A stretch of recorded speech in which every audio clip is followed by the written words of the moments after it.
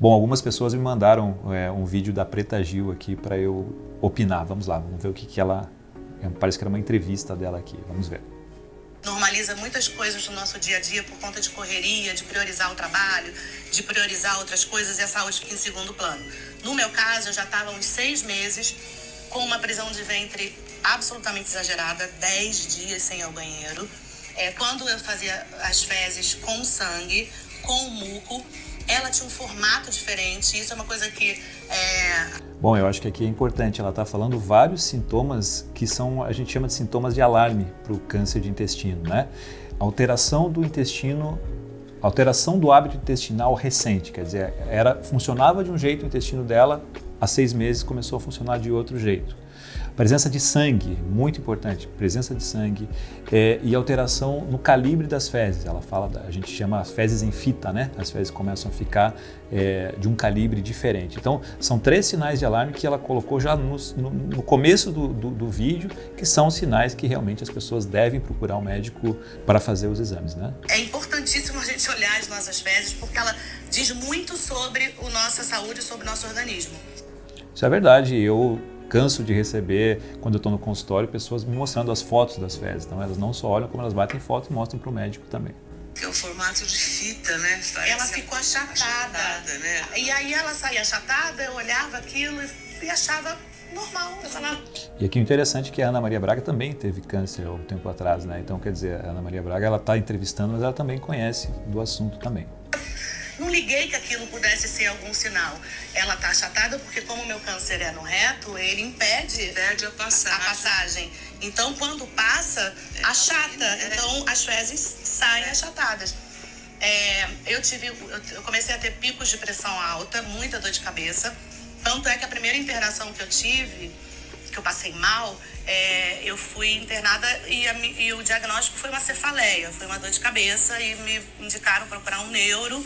Isso foi numa quarta. Eu acordei de manhã, numa quinta-feira, depois de ter voltado do hospital, fui ao banheiro normalmente e quando eu fui andar até o banheiro, eu senti escorrer uma coisa nas minhas pernas. Quando eu olhei era sangue, mas não era pouco sangue, era muito sangue.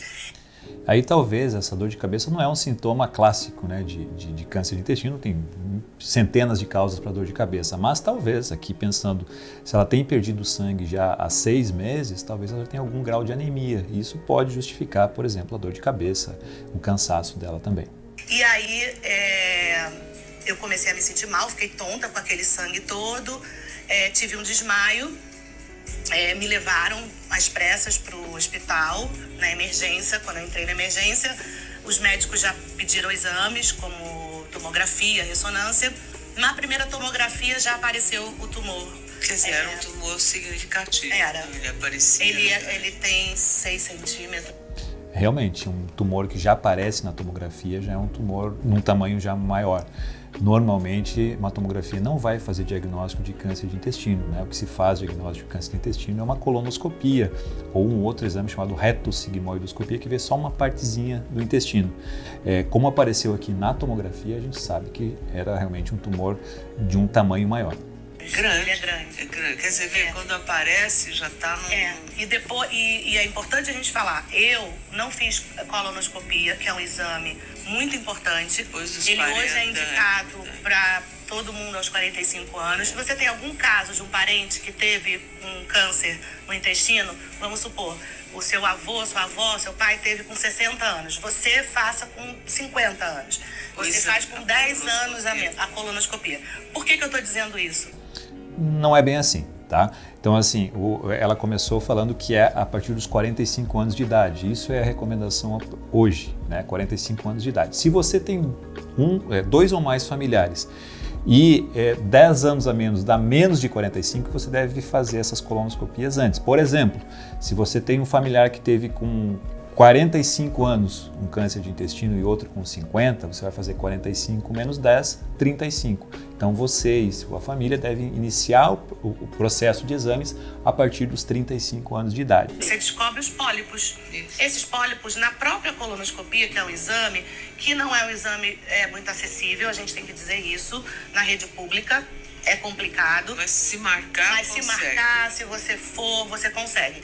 Como um preventivo, né? Não espera passar mal, não espera sentir alguma coisa para fazer. Tem 45 anos, já vai. Ou tem algum caso na família, já marca.